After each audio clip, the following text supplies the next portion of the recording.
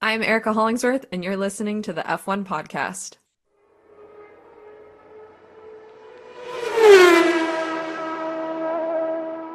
What's up, everyone? It is Richie here from the F1 podcast. I'm here with Andrew, season 4, episode 37. Happy New Year. Andrew, it is so good to see you.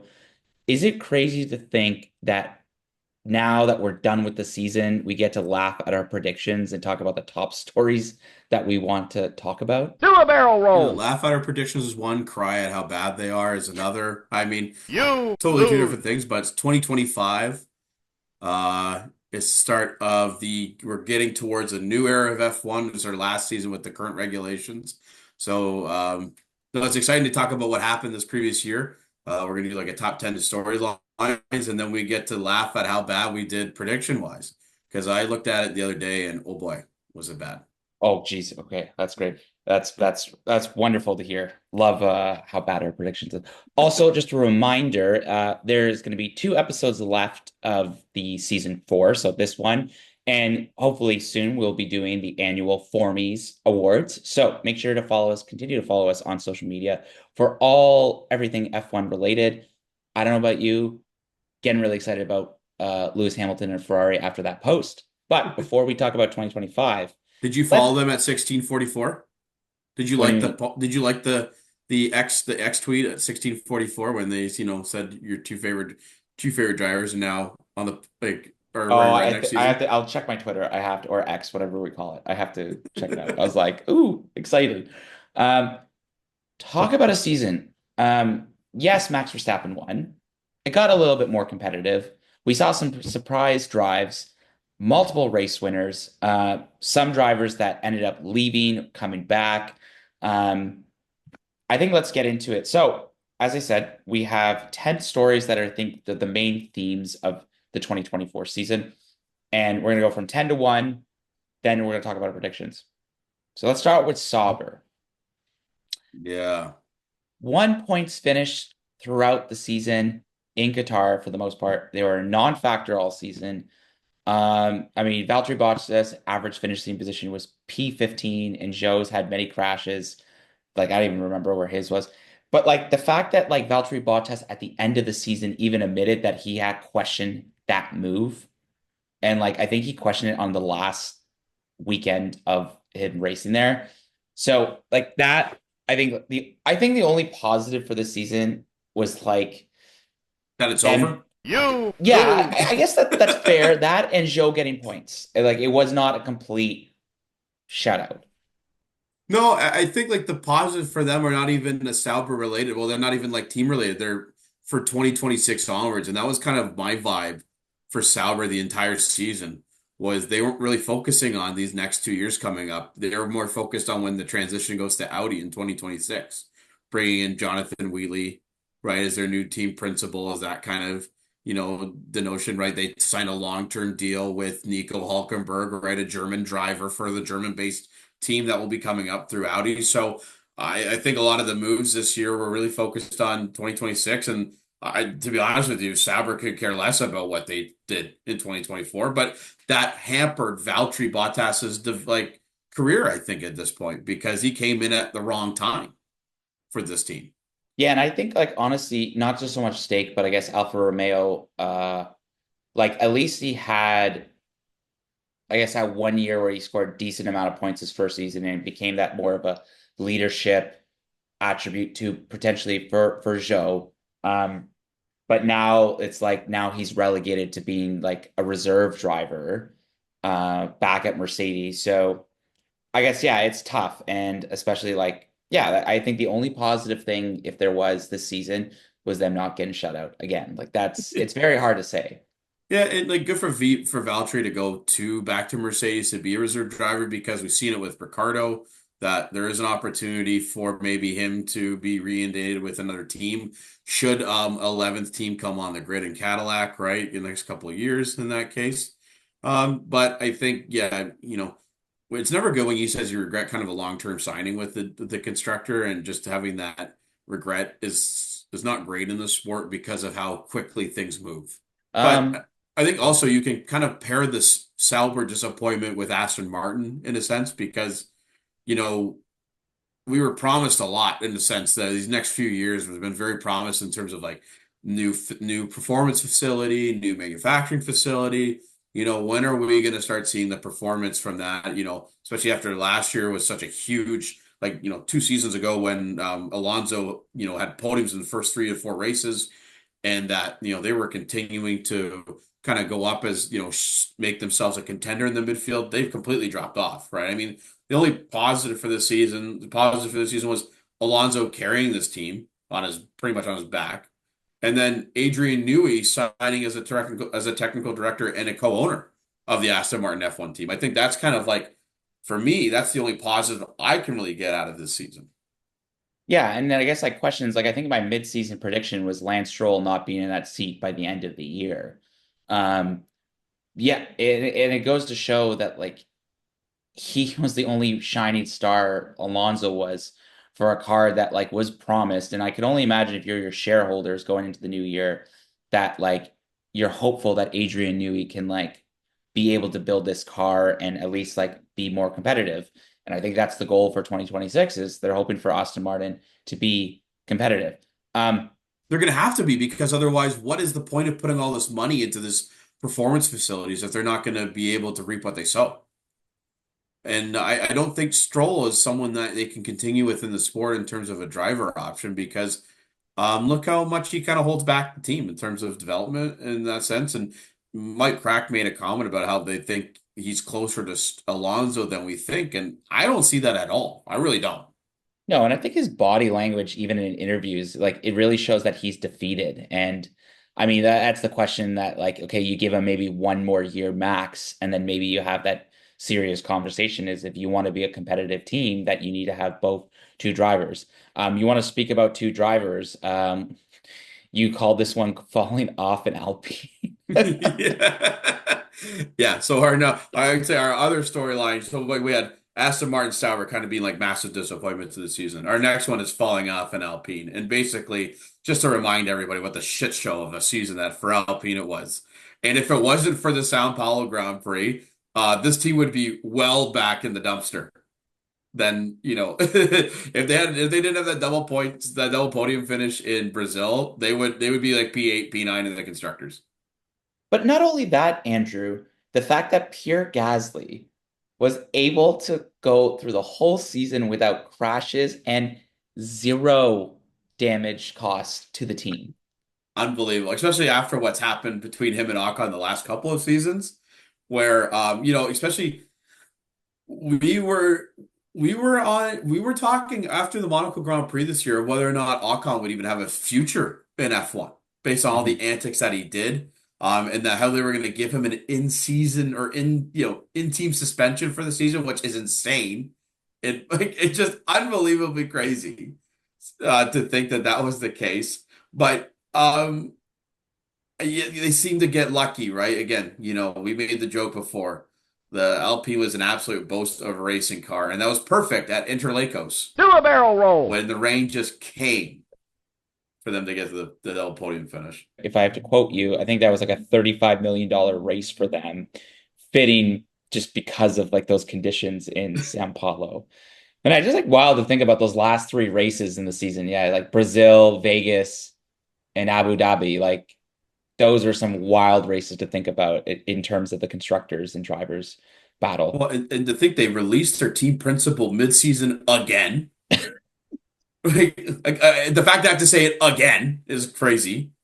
And then now they're moving on to Mercedes for 2026 onwards and essentially laying off their entire engine development staff. So it's been not a great year for Alpine overall. And I think also the cherry on top was the way they treated Ocon in the final race of the season. Didn't even give him like a sniff. Not even just a sniff. He was not even part of the end photo with them. He got invited Jack to Doo was just like, what the hell am I doing here? he got invited to the team dinner, like the end of the season dinner, but not the team photo. I mean, I'm happy that Ocon was able to find solace there. But we'll talk about Haas a little later in terms of their future with him in that case. Well, let's talk like let's go. Let's keep this train rolling. All Like right, so Williams. our next one, our next headline of the story is Williams. But if you were to capitalize the L's in the name, would be make sense because it's been a horrendous season for Williams. It's been a massive L, even two L's for Williams this season. So I even remember when we were in Montreal and we went to the Williams event with James Vowles and like the confidence he had Montreal onwards, and even despite some of those challenges early on, but like we have it here, 13 DNFs and 6-point finishes. You double the amount of like two times plus the amount of DNFs that this like DNFs did not start like just they had to withdraw a car in Australia because they didn't have another chassis for Alex Albon when he completely ripped it up in free practice. That they said, Logan, oh no, you're gonna have to sit this one out. We're gonna have to use your car on the grid. Is it what I would argue is like even were there some moments I would say like only the bright spot would have been like Logan Sargent outperforming Sergio Perez at times this season.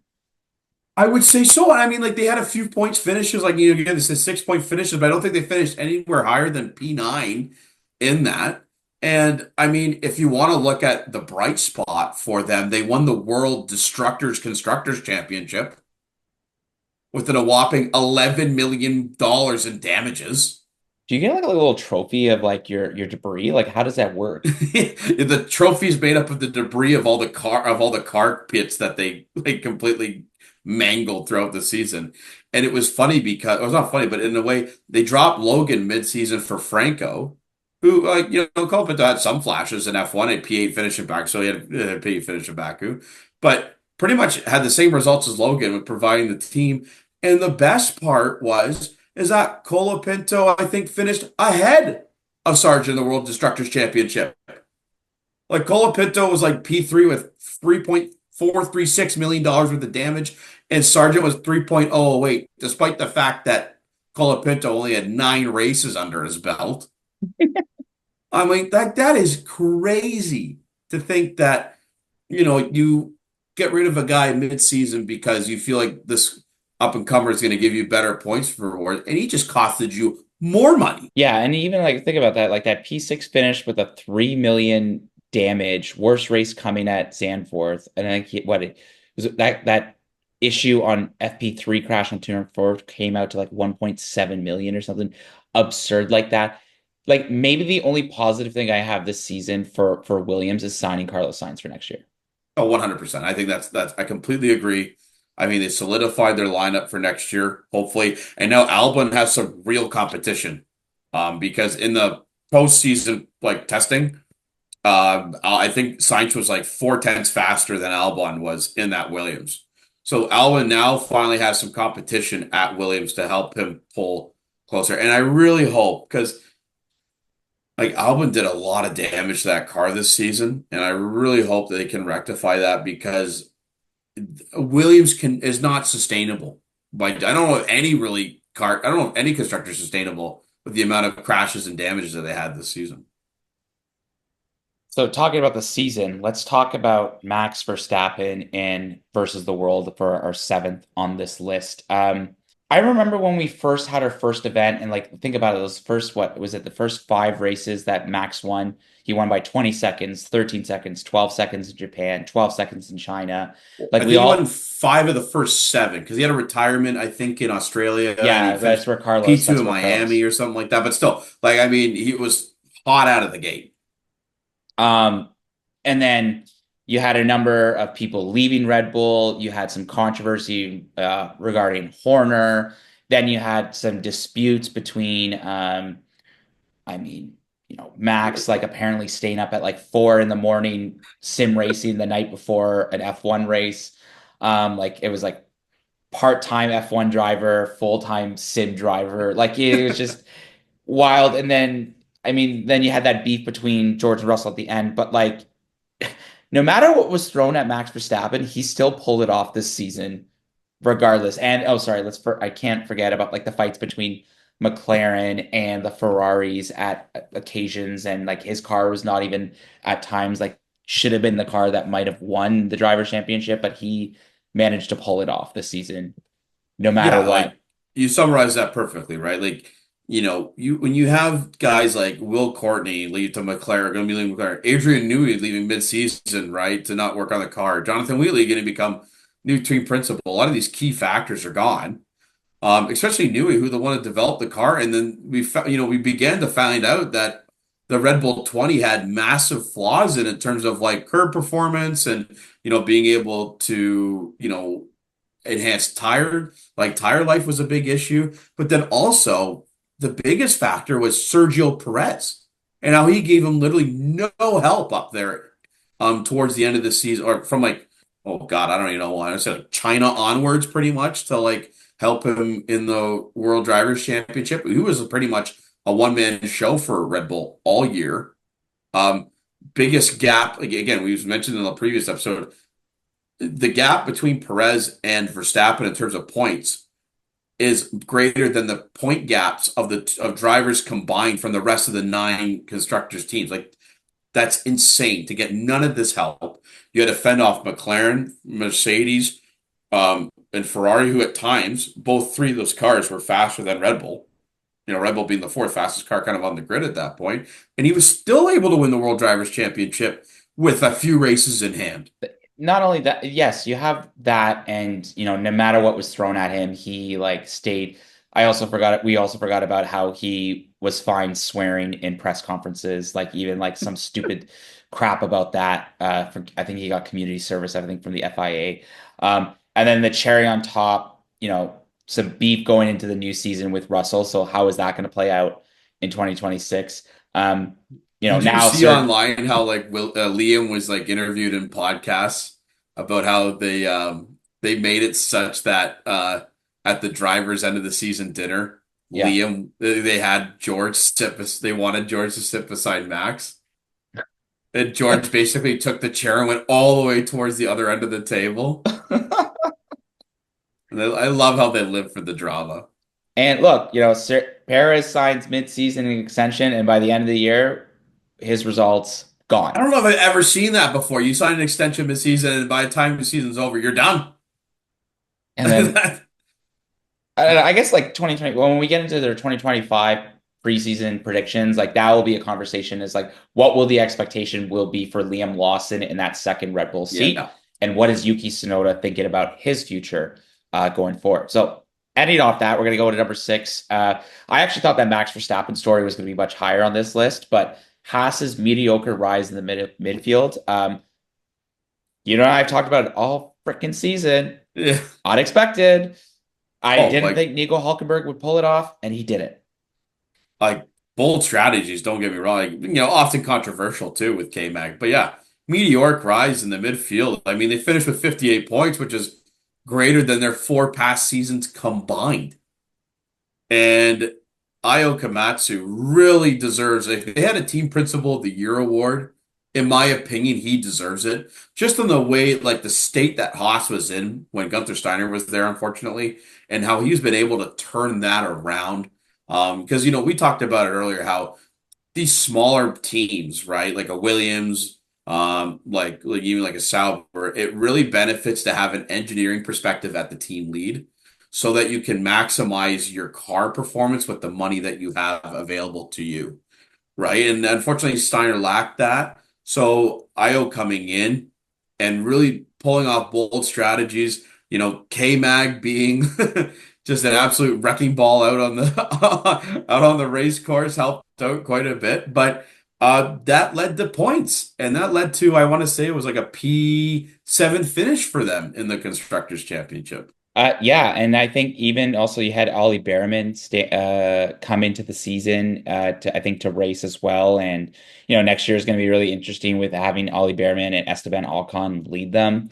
Um, I Yeah, think because to me, Ocon is not really a true leader when it comes to a team, right? But he's a veteran of the sport now, yeah. so you almost wonder, can he ever put aside a bit of his ego to be a true veteran and really help Behrman come up, right? And they're going to need that drama to go away at Haas because they can't really afford damages to the car. And if there's in-season fighting between teammates that lead to damages because Ocon's notorious for that past, it's really going to hinder their ability to further develop, right? So to me, that's my focus for next year when we do our preview. But that to me is a focus of where my level of concern is for that move. And then I guess let's go to number 5, Ferrari's season that resulted in race wins and heartaches. And I think, yes, it was Ferrari's best season since probably since like maybe first year for Vettel, or we can go back to like 2008, 2007. We had some amazing race wins in Australia, Monaco, Monza, Austin, Mexico City. Finished P2 in the constructors. Yay. I mean, probably if luck was on our side in the last race to catch up to Lando, that could have been happy. But the problem was this year is, we had some great wins followed by some terrible decision making. I mean, look, being in Canada for a double DNF, Ferrari was like sad and embarrassing to think. Like, who especially after winning in Monaco, right? Like the race before you won. Hard tires on a track that is completely wet. I won't forget that. And then you had Sainz crashes with Perez in Baku, Sainz crash at Interlagos after winning in Mexico City. There is potential that they could win the drivers or the world constructors next year.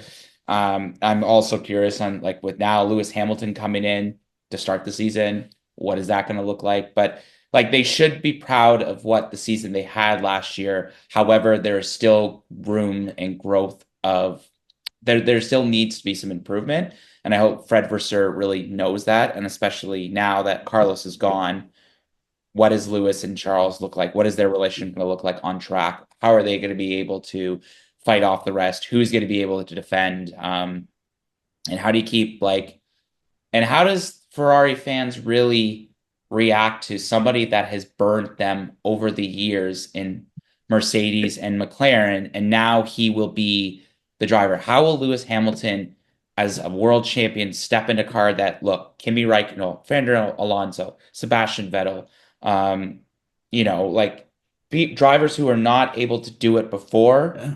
How will he be the one to finally bring them back to the promised land? Well, think about 2017, 2018, right? Even 2019 when Ferrari had Kimi and Ferrari had Vettel, and then McLaren came up, right? It was always like Vettel versus Hamilton at this, kind of towards the season. But yeah, Hamilton always pulled away in that Mercedes. So yeah, I can't wait to see what Mercedes, what Ferrari is going to be like with Lewis Hamilton is in it. To me, I'm very excited to see what that's going to be like in 2025 and onward. And it's also like you're already jumping onto the next topic. McLaren's back on the top of the F1 world. As we talk about how the start of the season, we didn't anticipate that, the papaya was going to come out of nowhere. We really saw the difference in Miami, Lando's first win, Oscar's first win through the season, but I think ineffective strategy calls played a factor throughout the season. Some controversial team orders. Yes, they won. I think they can be happy with the Constructors' Championship. First time since I think the 90s. I think it was 98 or 99. Don't quote me. That they won it again because they had a longer streak compared to Ferrari. But yeah, how will next year look? And I think I've already heard Zach Brown talk about how he's going to be more stern next year. But how do you have a driver like Lando Norris and Oscar? Like, Oscar could potentially be a champion one time, but is he going to be willing to wait after only being in the season, I think 2 years? Yeah, 2 years. I think McLaren honestly have probably one of the I think that the most promising driver lineup they had this year and next, because they have two drivers that really showcased world championship material in their racecraft, right? But the problem is the papaya rules, right? That cost Lando significant points at Monza, Hungaroring. It led to his demise in terms of winning the World Drivers' Championship and just overall strategy calls. And I think, as you mentioned earlier, the ineffectiveness of those calls really took his opportunity to win the World Drivers' Championship. And we said it throughout the season. We kind of wish McLaren wasn't afraid to make those bold strategy calls, right? They weren't afraid, they were kind of shooting themselves in the foot at times. And it was, don't act like, oh, we're surprised we're there. Like, be there, right? Be in the moment, know that you're supposed to be there, and start winning races like you're supposed to be there. In that case, I think that will be a focus for next year, and I think that will be transpired into next year. But this year could be classified as a missed opportunity, despite winning the World Constructors Championship. I think there was a missed opportunity from the driver's side, but in a sense, that's okay because as a fan of McLaren, to be able to say that now, like we had a missed opportunity in the World Drivers' Championship, yeah, it sucks, but the fact that you're there, I think it's really promising. It's not like the season before where Max won by like, I don't know, it was like 300 points. I forget what the difference was, but and you're doing like 6 pit stops in Bahrain because you can't figure out your car properly. Number 3 on our list, Lewis's final season with Mercedes, and I think talk about like a storybook ending. I mean, able to win the British Grand Prix was definitely significant. Him winning, was it Interlagos? I forget, or Hungary, where George Russell won the race. Belgium, Spa. Yeah, thank you. I just saw you here in the notes. My bad. Hamilton securing his 200th podium. End of an era, and now you bring in a young Italian, Kimi Antonelli, taking his seat next year. How is Bono going to do without him? Yeah. I remember waking up that morning when I saw the announcement that Lewis was going to Ferrari. I was just like stunned. Like I couldn't believe that, right? But in a sense, it was a rough few years with Mercedes. Ever since the title fight in 2021, they haven't really been a competitive car until this year. They won 3 races out of the 4 in the middle of the season.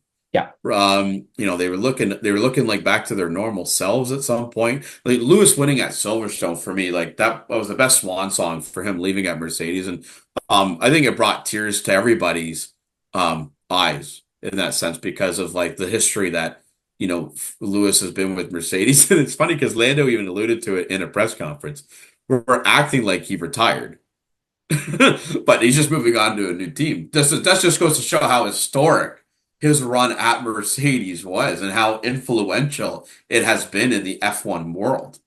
And what does a world look like, or what does a team look like post Lewis Hamilton? And I'm curious to see how Mercedes is going to be able to react, or what is that? Well, it didn't look good for McLaren when he left, right? It was 16 years after he left until they won the drivers or constructors championship again.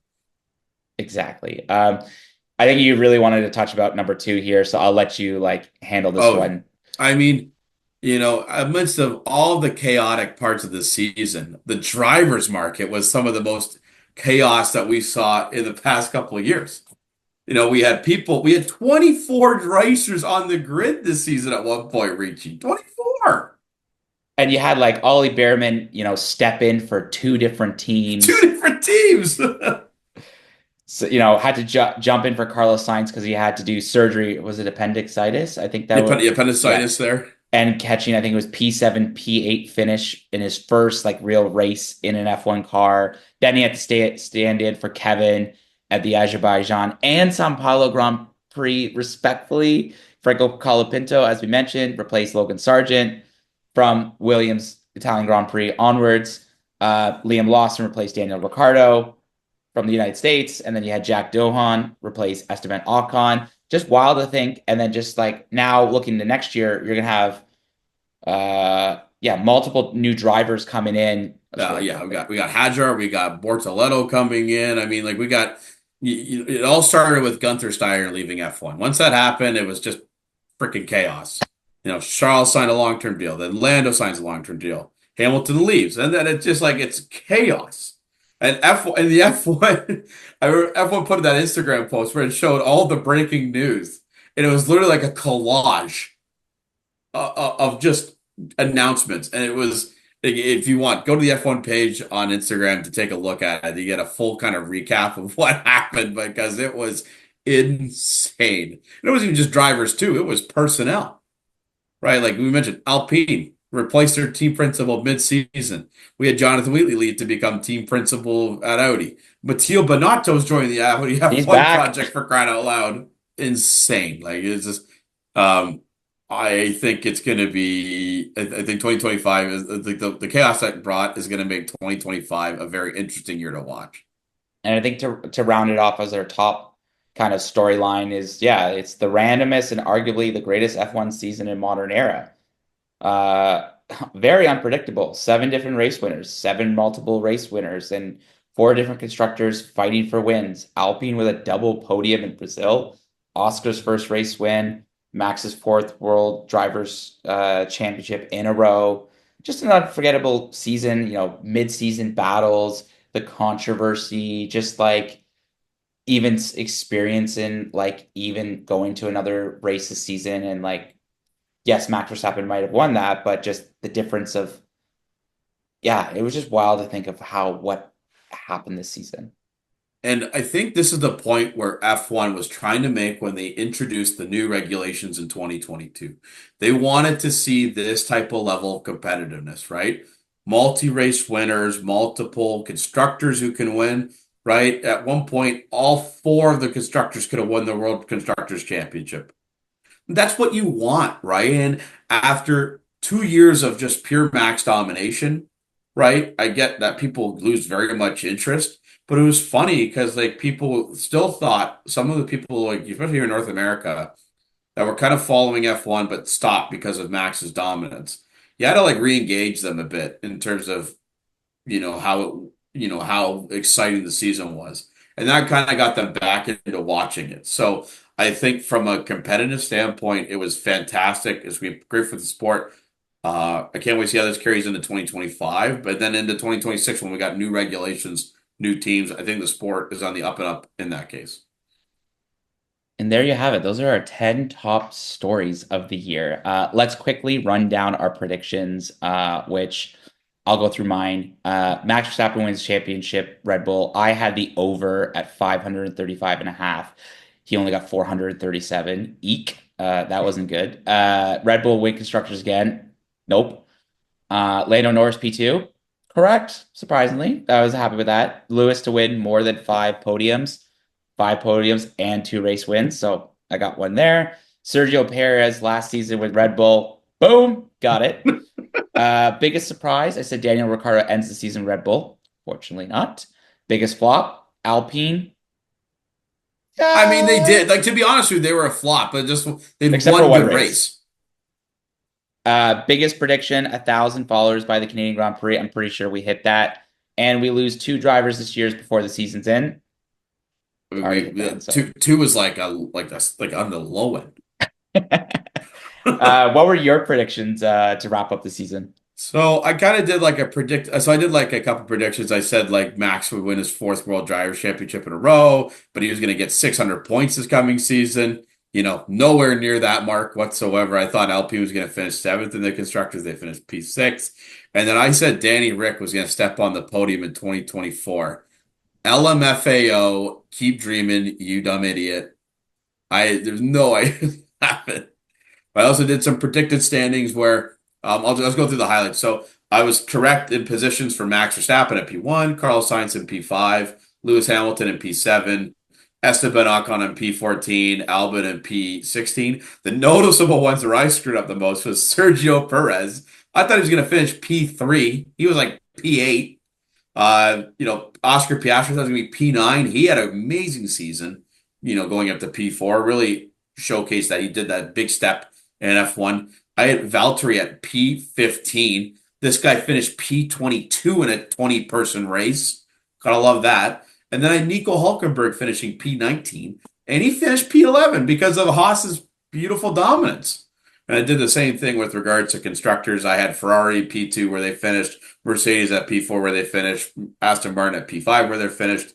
The big one for me, though, is I had Haas at P10. Yeah. I remember at the beginning of the season, I said they weren't going to score a single freaking point. And nope, they popped 58 in my face for a P7 finish. Honestly, I will eat my slice of humble pie because Io, you killed it this year with Haas.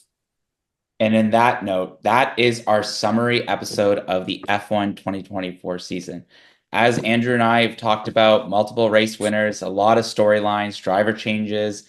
ups and downs, and we can only imagine what 2025 is going to bring. Tune into our next episode where we're going to do the annual Formies Awards on behalf of myself, Andrew, and Erica. Make sure to tune in on social media. We might ask for some fan input on some of these awards. As always, I'm Jonathan, or Ricci. This is Andrew Cleary. Erica Hollingsworth sends her best. And you know what? 2025, big season, coming to the end of season 4 for us. Tune in. We got the Formies. Yes. Tune into our next episode. We're so excited to have the Formies. And thank you so much for all the support in 2024. We're looking forward to what 2025 brings us. Thank you, everyone, and have a great day.